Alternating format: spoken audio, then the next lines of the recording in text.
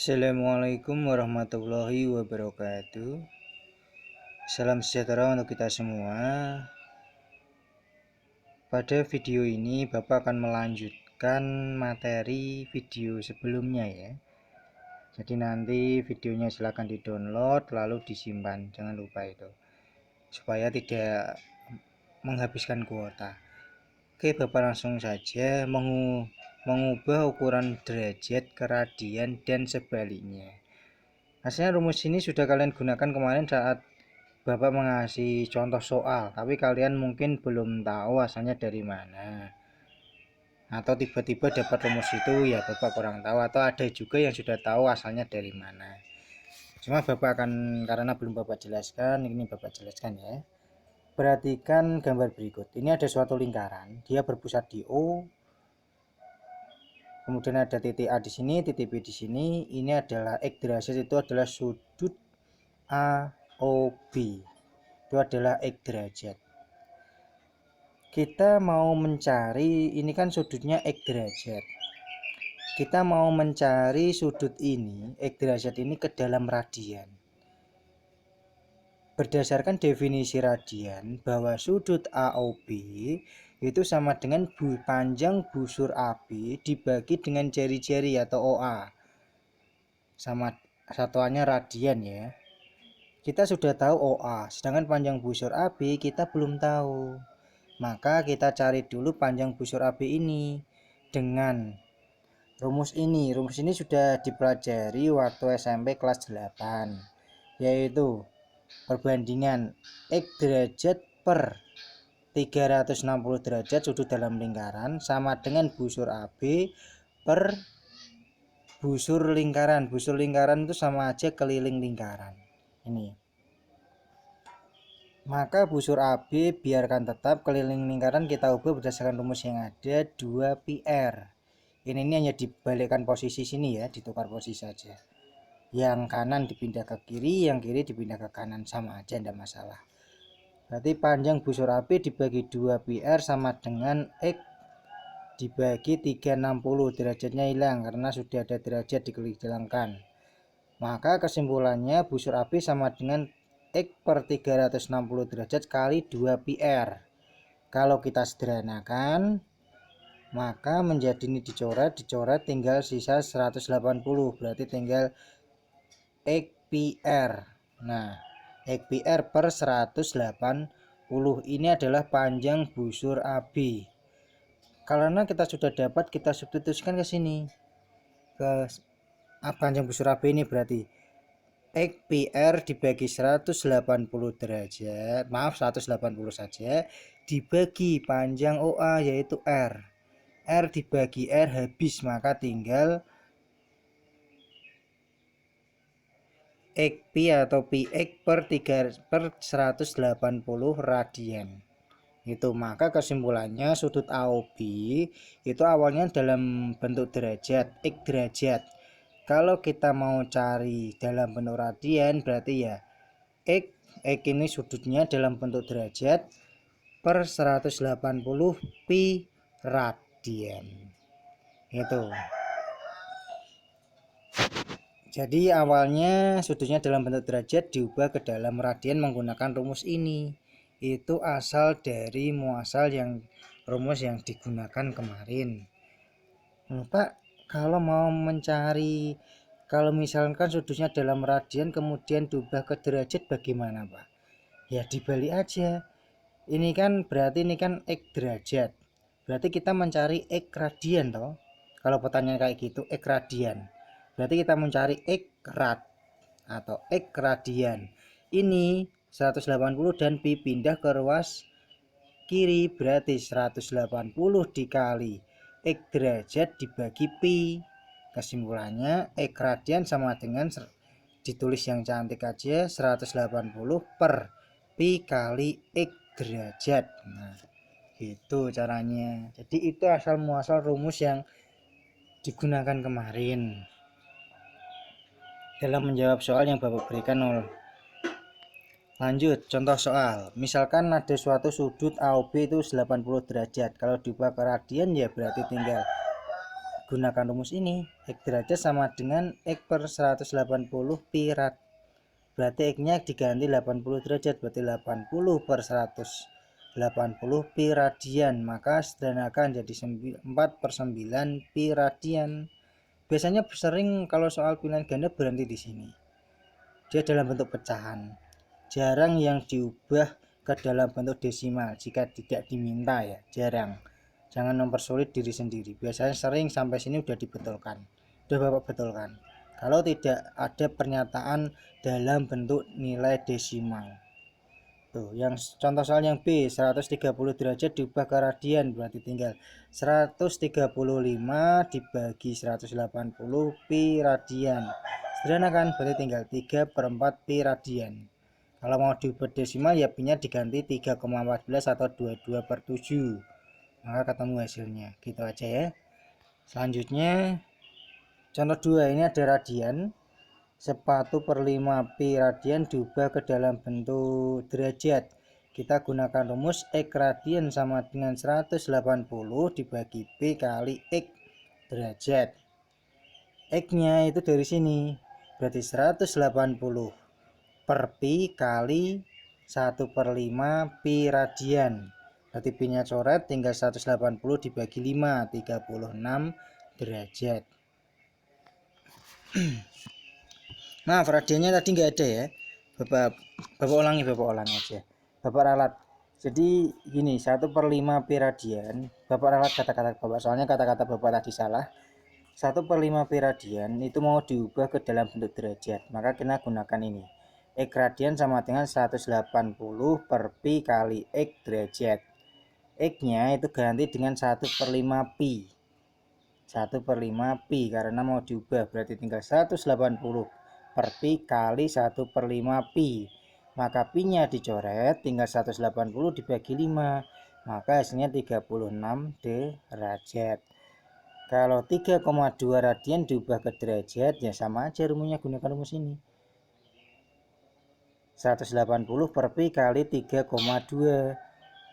tinggal dikalikan dibagi pi, berarti hasilnya 576 per pi derajat. Kalau mau diubah desimal ya seperti ini. Jelas ya. Lanjut. Nah, ini kita Bapak sudah mulai masuk ke trigonometri. Bapak akan menjelaskan asal muasal rumus sin, cos sama tan atau sekan, kosekan, tangen. Kita sudut pandangnya berdasarkan kesebangunan segitiga. Sudut pandangnya karena dalam menurunkan bisa dari yang lain, tapi Bapak menggunakan kesebangunan segitiga.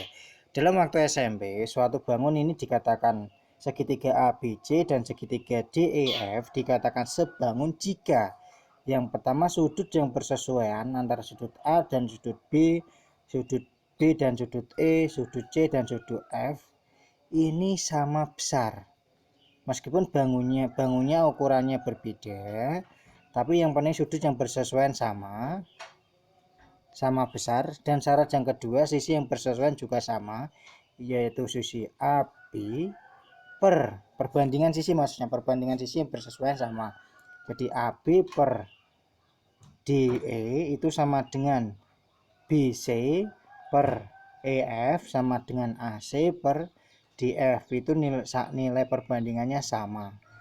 Sudut yang pertama tadi apa? Sudut yang bersesuaian sama.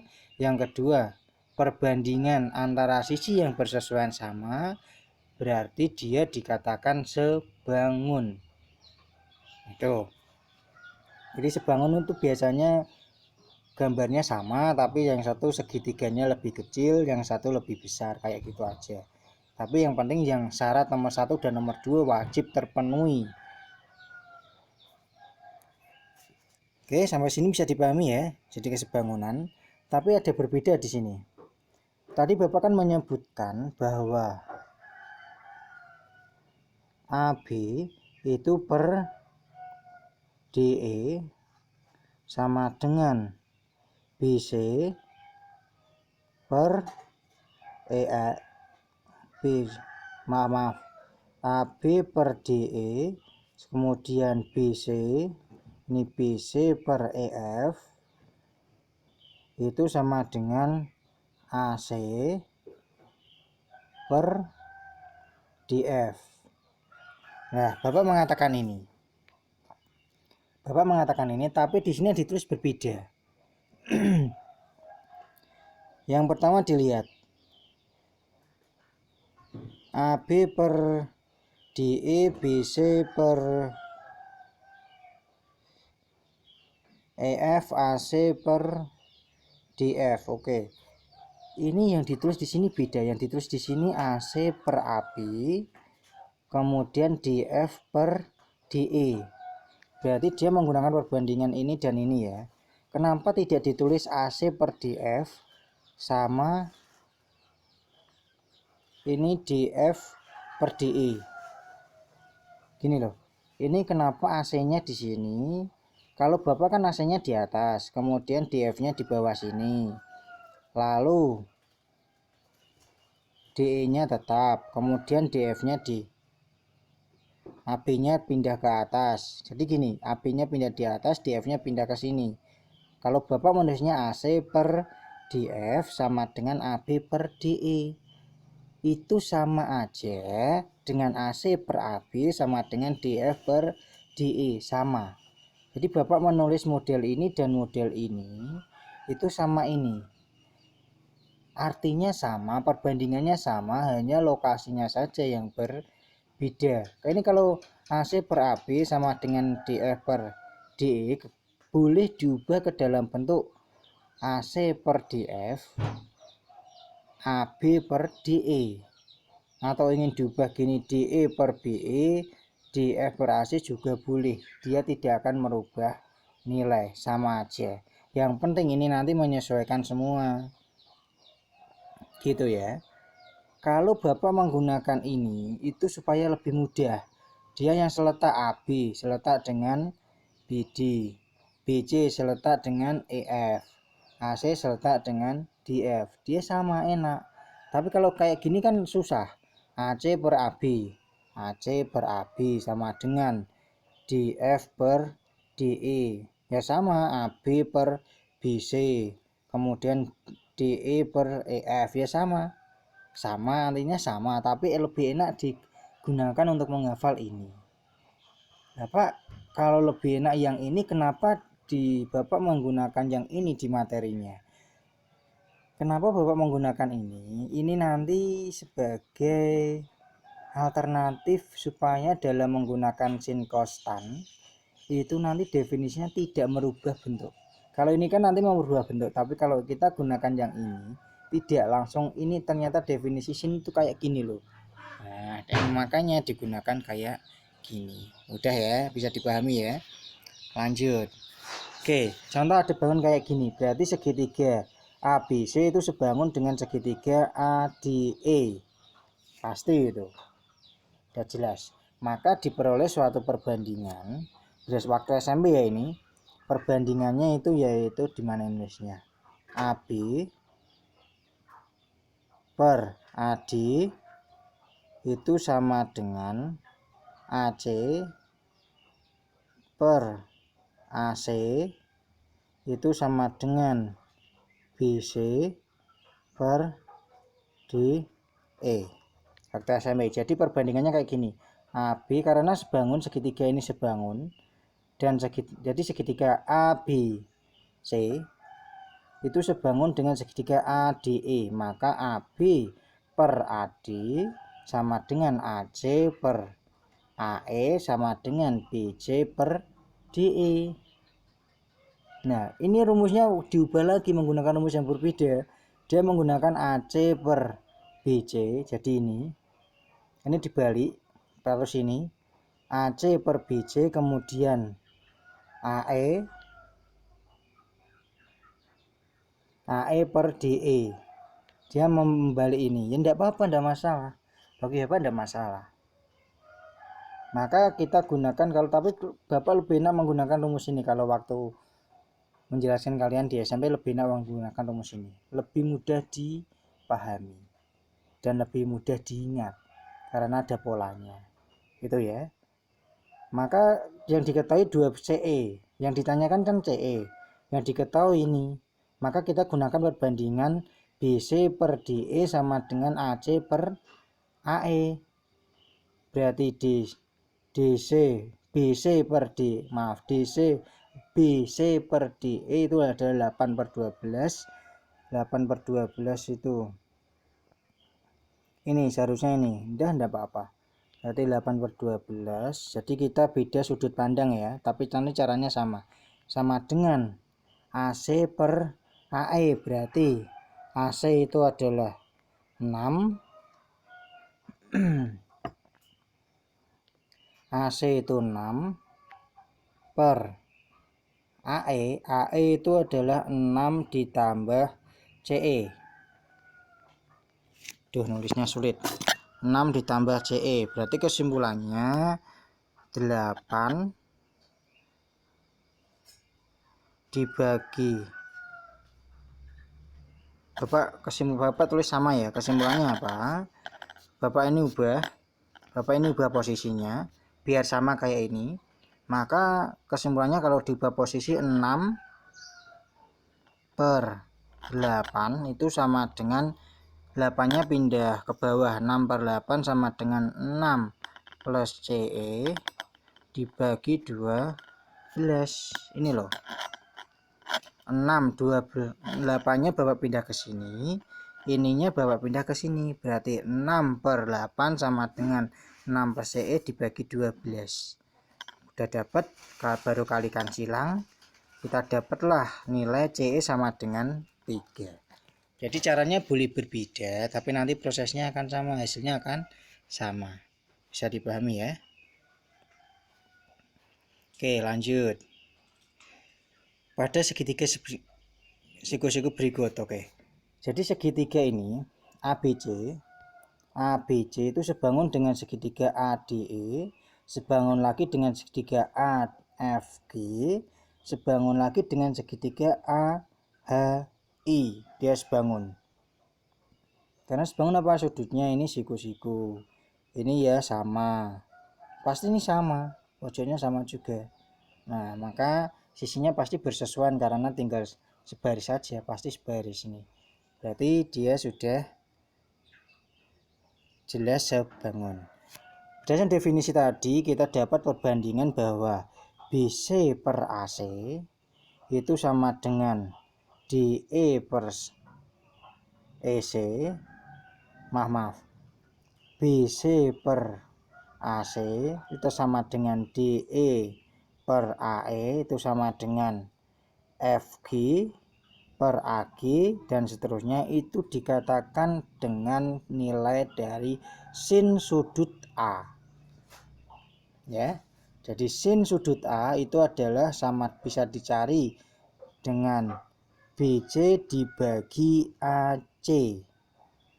Kalau segitiga ini ya berarti AD dibagi, kalau segitiga ini berarti ya DE dibagi dengan AE. Kalau segitiga ini ya berarti FG dibagi AG. Nanti perbandingannya sama, itu adalah sin A. Sedangkan untuk perbandingan AB banding AC, atau AD banding AE, atau AF banding AG, atau AH banding AI, itu dinamakan cos sudut A.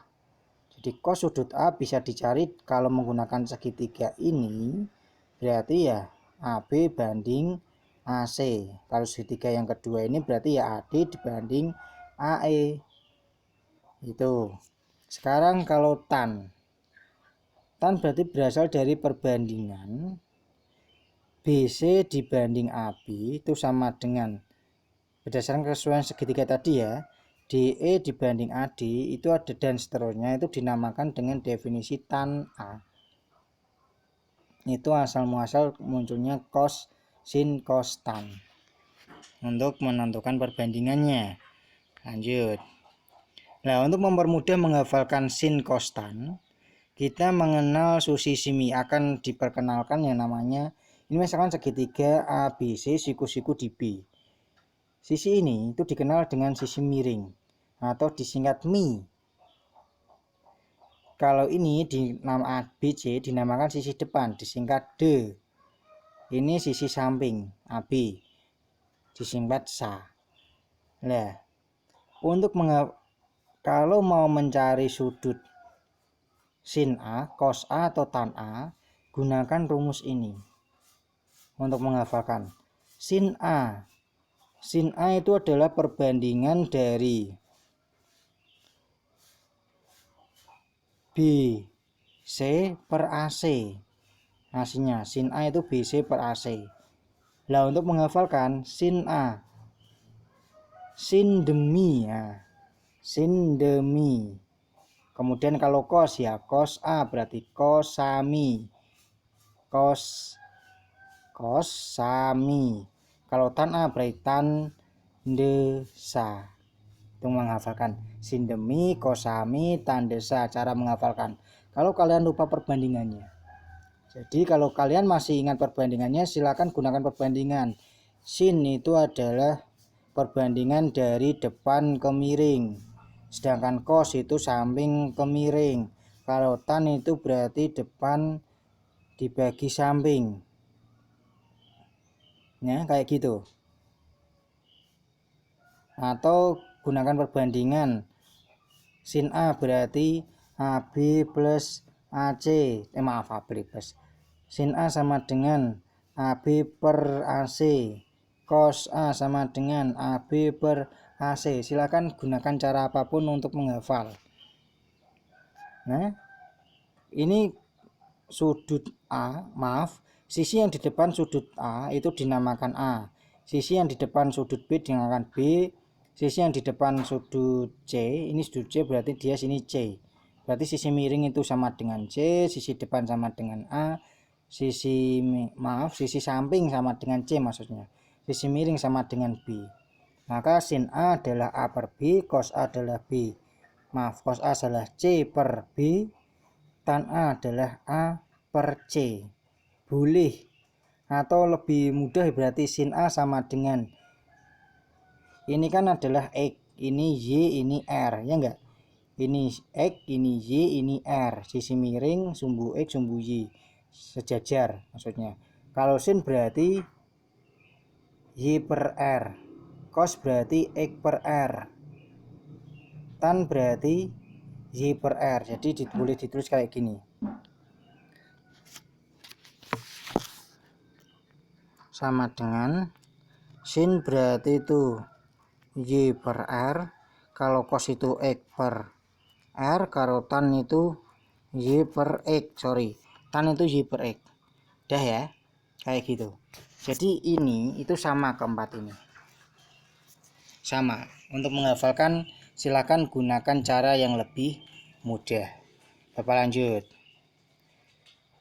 Kalau sek itu dikenal dengan nilai cos dibalik. Jadi perbandingan dari nilai cos awalnya kan cos A. Kalau 1 per cos itu cos A itu dinamakan sekan A. Kalau 1 per sin A dinamakan cosek A. Sedangkan 1 per tan A itu sama dengan kotan A. Kalau 1 per cos B berarti ya sekan B gitu ya. Tadi adalah cos itu adalah C per B. C per B atau cos tadi itu sama dengan X per R. Karena kalau X per R, tapi karena yang ditanyakan sekan A, maka dibalik berarti R per X. Jadi sekan A itu adalah R per X, cosek A itu adalah R per Y, sedangkan kotan A itu adalah X per Y. Nah kayak gitu dibalik-balik aja, udah ya. Jadi intinya cos itu sekan, sin itu cosek, tangan itu tangan. Cara menghafalkan, jadi ini harus wajib hafal. Ini dasarnya dulu, belum yang lainnya nanti. Udah jam berapa ini? Oke, baru setengah 6. Ini baru dasarnya, nanti masih ada yang lainnya. Jadi ini wajib dihafalkan. Setelah kalian mengerti wajib dihafalkan ya. Lanjut. Contoh soal langsung. Diketahui segitiga ABC siku-siku di titik B. AC sama dengan 8. Ini. Kemudian BC sama dengan 6. Tentukan perbandingan trigonometri segitiga tersebut. Karena yang diketahui AC sama BC, maka ini kan belum diketahui. Nah, supaya kita tahu nilai perbandingan trigonometri kan ada sin, cos, tan, sekan, kosek, kotangen, kan ada 6. Dan kita menggunakan semua sisi yang ada. Karena sisi ini belum diketahui, ya kita gunakan cara Pythagoras. Berarti 8 kuadrat dikurangi 6 kuadrat sama dengan 2 akar 7. Berarti AB ini 2 akar 7. 2 kali akar kuadrat dari 7 maksudnya itu. Itu panjang AB. Berarti nilai sin A bisa kita cari. Berarti sin A itu mudah ya. 6/8 baru sederhanakan 3/4. Cos B berarti 2 kali akar kuadrat dari 7/8. Nah, ini betul, sederhanakan hasilnya ini. Kalau tangan berarti 8 per 2 kali akar kuadrat dari 7. Ini, kemudian kita rasionalkan. Sudah sederhanakan dulu baru dirasionalkan, hasilnya ini. Dirasionalkan ya, masih ingat ya cara dirasionalkan. Kemudian sekan A, sekan itu sepercos. Sepercos itu berarti cos itu awalnya X per R, berarti diganti R per X. Berarti 8 dibagi 2 kali akar kuadrat dari 7 ini. Sederhanakan hasilnya 4 per akar kuadrat dari 7, kita rasionalkan. Hasilnya ini. Kita rasionalkan itu, merasionalkan hasilnya itu menghilangkan akar dari penyebut. Tujuannya itu. Oleh karena itu supaya akarnya ini hilang, maka semua pembilang dan penyebut dikalikan dengan ini, angka ini yang ada pada penyebut, akar 7 dikalikan. Jadi ini hanya angka pembantu untuk menghilangkan akar ini. 4 kali ini berarti hasilnya 4 akar kuadrat dari 7. Akar 7 kali akar 7 sama dengan 7. Kosek A itu awalnya dari sin sepersin, berarti 8/6. Nah, sederhanakan. Kotan A sepertan, berarti X per Y, berarti 6/2 akar 7. Maaf, X per Y kebalik, 2 per akar kuadrat dari 7/6. Nah, kayak gitu. Udah ya. Nah, itu tadi sudut pandangnya adalah sudut A. Sekarang kalau sin B, cos B, dan seterusnya, sudut pandangnya sudut C, maka posisi tandemi itu berubah. X, Y, Z-nya berubah. Tadi kan X-nya ini Y-nya, ini R-nya. Sekarang berubah. Kalau sudut pandangnya C, ini sisi samping, ini sisi depan, ini sisi miring. Ini X-nya, ini Y-nya, ini R-nya. Berarti sin C itu adalah 2 kali akar kuadrat dari 7/8. Sedangkan cos C, nanti sederhanakan sendiri ya. Cos C berarti 6/8. Tan C berarti 2 kali akar kuadrat dari 7/6. Betul. Dan seterusnya, ini tinggal dibalik dari ini. Seperti itu. Jadi lihat sudut pandang sudut yang digunakan. Jadi sudut yang digunakan berbeda, nanti posisi X, Y, Z atau desaminya berbeda. Depan samping miringnya juga berbeda atau berubah posisi. Jadi hati-hati. Lihat posisi sudutnya. Ya. Ini ada latihan, silakan nanti dikerjakan dengan cara seperti yang sudah Bapak jelaskan. Oke, itu pertemuan kali ini. Terima kasih dan Bapak akhiri. Assalamualaikum warahmatullahi wabarakatuh.